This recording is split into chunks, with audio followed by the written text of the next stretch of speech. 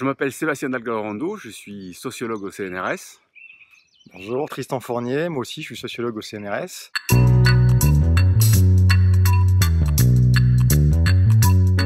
On est là pour vous dire quelques mots d'un livre qu'on a publié l'année dernière, en 2020, aux Arènes, et qui s'appelle L'utopie sauvage.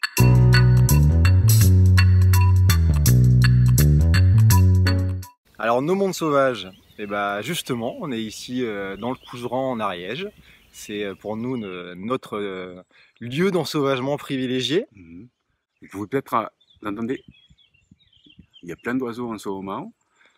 C'est la saison des morilles. Malheureusement, c'est trop sec, vous devez le voir aussi peut-être derrière nous. Donc on ne peut que patienter pour l'instant. On champignonne, mais juste pour le plaisir de se balader.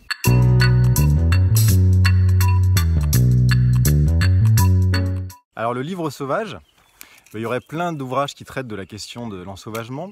Moi, un de ceux qui m'a le plus plu, c'est le livre de Michel Tournier, donc Vendredi ou les limbes du Pacifique, que j'ai ici. Alors pourquoi j'ai aimé ce livre-là?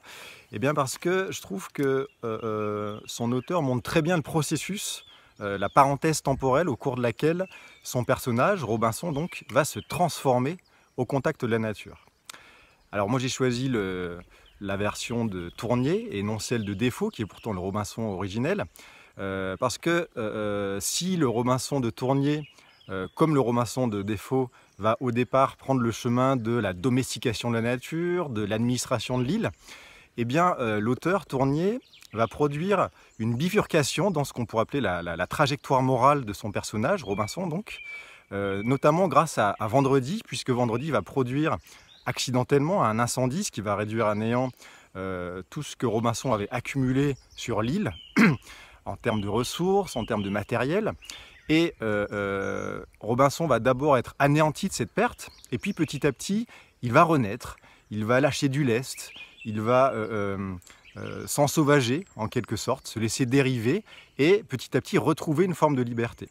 Au point que lorsqu'un navire accostera, eh bien, il refusera de partir avec eux, alors qu'il avait fantasmé cela pendant des années.